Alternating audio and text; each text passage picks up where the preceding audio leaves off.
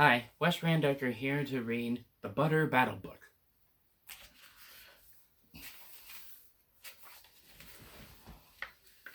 On the last day of summer, 10 hours before fall, my grandfather took me out to the wall. For a while he stood silent, then finally he said, with a very sad shake of his very old head, "As you know, on this side of the wall, we are Ukes. On the far other side of the wall live the Zooks." Then my grandfather said, "It's high time that you knew of the terribly horrible thing that Zooks do. In every Zook house and at every Zook town, every Zook eats his bread with the butter side down.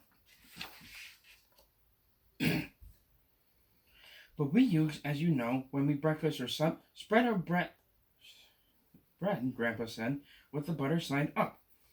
That's the right honest way." Grandpa gritted his teeth. "So you can't trust a Zook who spreads bread underneath. Every Zook must be watched. He has kinks in his soul.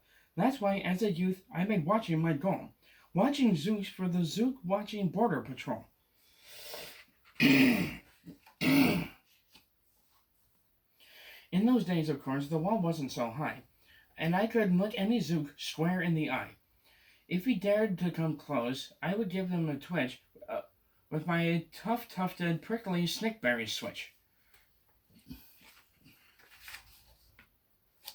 For a while, that worked fine. All the Zooks went away, and our country was safe.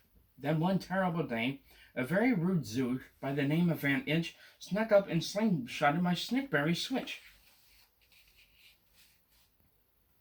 With my broken off switch, with my head hooded in shame, to the chief Ukaroo in great sorrow I came. But our leader just smiled. He said, "You're not to blame, and those Zooks will be sorry they started this game. We'll dress you right up in a fancier suit. We'll give you a fancier slingshot to shoot." And he ordered the boys in the back room to figure how to build me some sort of triple sling jigger. With my triple sling jigger, I sure felt much bigger. I marched to the wall with great vim and great vigor, right up to Van Itch with my hand on the trigger.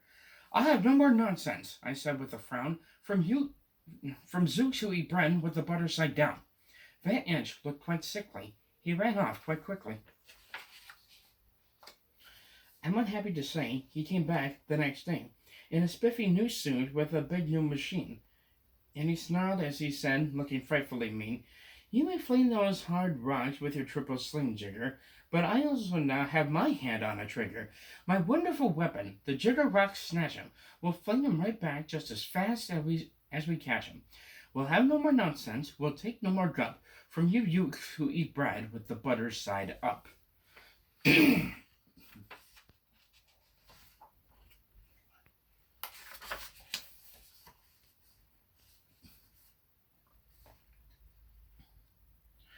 "I have failed, sir," I sobbed as I made my report to the chief Ukaroo in the headquarters fort. He laughed. "You've done nothing at all of the sort. Our slingshots have failed. That was old-fashioned stuff. Slingshots, dear boy, are not modern enough.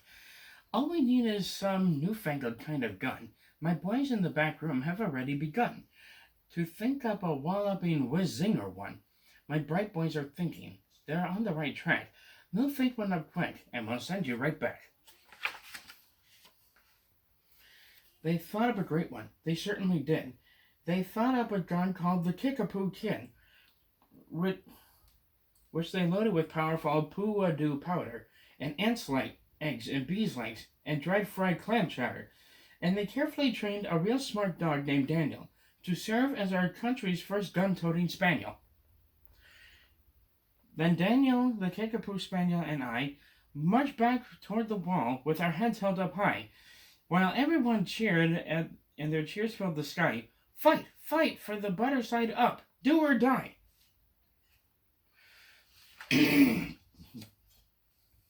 Well, we didn't do, and we didn't quite die, but we sure did get worsted, poor Daniel and I.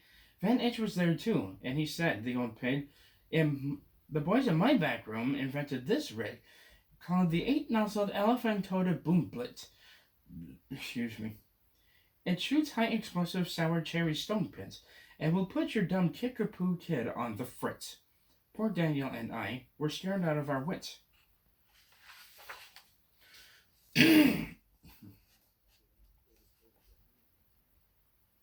Once more by Van Itch, I was bested and beat. Once again I limped home from the wall in defeat.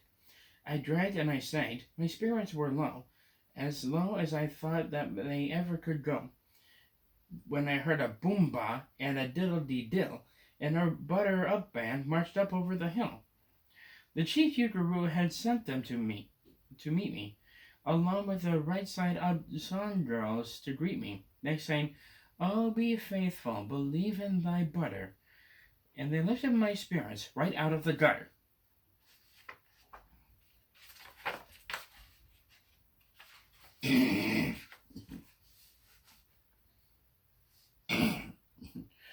"My boy," smiled the chief Ugaroo, "we've just voted, and made you a general. You've been promoted.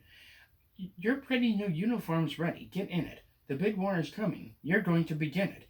And what's more, this time you are certain to win it. My boys in the back room have finally found how. Just wait till you see what they've puttered up now. In their great new machine, you'll fly over that wall and clobber those butter-down Zooks, one and all."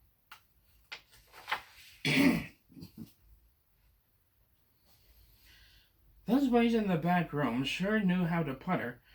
They made me a thing called the utterly sputter, and I jumped aboard with my heart all aflutter, and steered toward the land of the upside-down butter. This machine was so modern, so frightfully new, no one knew quite exactly just what it would do. But it had several faucets that sprinkled blue goo, on which somehow would sprinkle the Zooks as I flew, and gum up that upside-down butter that he chew.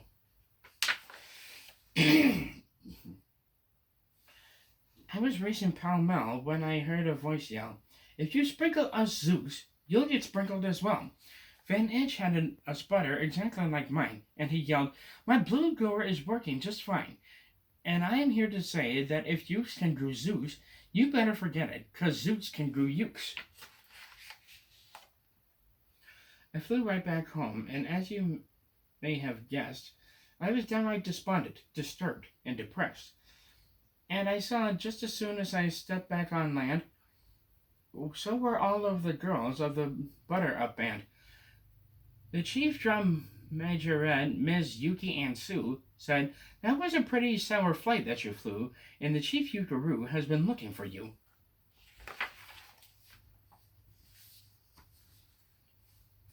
I raced to his office. The place was a sight. "Have no fear," said the chief. "Everything is all right. My bright backroom boys have been brighter than bright.